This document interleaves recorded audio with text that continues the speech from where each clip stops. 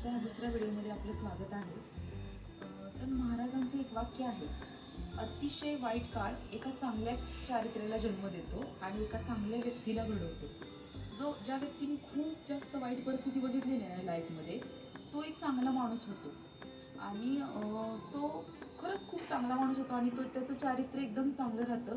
का तर त्यांनी ती परिस्थिती अनुभवलेली असते, त्याला आयुष्याचा खरा अर्थ कळलेला असतो.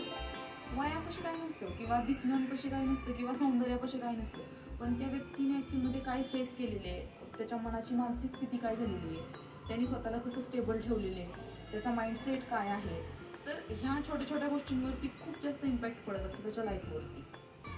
ही पोरगी संसार नाही करू शकत, ही चांगलं नाही राहू शकत, हिला काही मुलं बाळ वगैरे होणार नाही आहेत आणि ही फक्त स्वतःचं आयुष्य, स्वतःचं मॉडेलिंग, स्वतःचा मेकअप आणि स्वतःच्या लाईफवरतीच फोकस करून ही काही संसार वगैरे करू शकत नाही. अतिशय माझ्या जवळच्या लोकांची ही माझ्याबद्दलची मतं होती, माझ्याबद्दलचे विचार होते.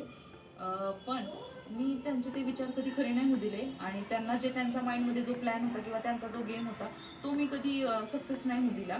पण मी माझ्या मतावर ठाम होते की रतन, तुला स्वतःला प्रूफ करायचं आहे आणि तुला एक चांगला संसार करून दाखवायचा आहे.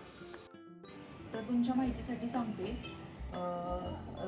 रानात काम करण्यापासून ते चुलीवरती स्वयंपाक करण्यापर्यंत प्लस घरातली सगळी कामं, माझ्याकडं कोणत्या सोयीसुविधा अशा नाही आहेत किंवा मी एवढ्या रिच फॅमिलीमध्ये नाही राहत की तिथं मला सगळ्या सुखसुविधा आहेत किंवा माहेरी पण असं नाही मिळालं की बाबा तुमच्याकडं तुम्हाला एकदम स्टँडर्ड आणि रिच लाईफस्टाईल जगतावी. तिकडची पण परिस्थिती काही एवढी चांगली नाही आहे, गरीबच परिस्थिती आहे. इकडची पण एवढी चांगली नाही आहे, मिडियमच दोन्ही साईडच्या परिस्थिती आहेत. तर त्या सगळ्या परिस्थितीमध्ये पण स्वतःला स्टेबल ठेवून आणि स्वतःची केअर करून, स्वतःची काळजी घेऊन मी कॉन्फिडेंटली तुमच्या सगळ्यांसमोर बोलू शकते. आणि राहिला प्रश्न कामांचा, तर पुरणपोळी असो किंवा मग भाकरी बनवणं असो किंवा मग मसाला करणं असो, आमच्या इकडे एसूर वगैरे बोलतात, तर त्या सगळ्या गोष्टी पण मला येतात. आणि जी मला खरंच खूप जवळून ओळखतात ना, त्या लोकांना माहिती आहे, त्याच्यामुळे त्यांना काही असं वेगळं सांगण्याची गरज नाही आहे. आणि जॉबच्या बाबतीत सांगायला गेलं तर नामांकित बऱ्याचशा अशी ज्वेलर्स आहेत, त्याच्यानंतर क्लॉथ रिगार्डिंग आहेत शोरूम्स वगैरे, तर तिथं पण मी जॉब वगैरे केलेलं आहे.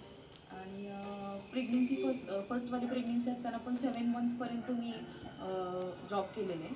मॅटर्निटी लिव्हवरती होते, मला पेमेंट वगैरे मिळत होता. तर आपल्या ह्या यूट्यूब चॅनलमध्ये अशा बऱ्याचशा गोष्टींबद्दल नवनवीन एक्साइटमेंटनी सगळ्या गोष्टी ओपन होणार आहेत.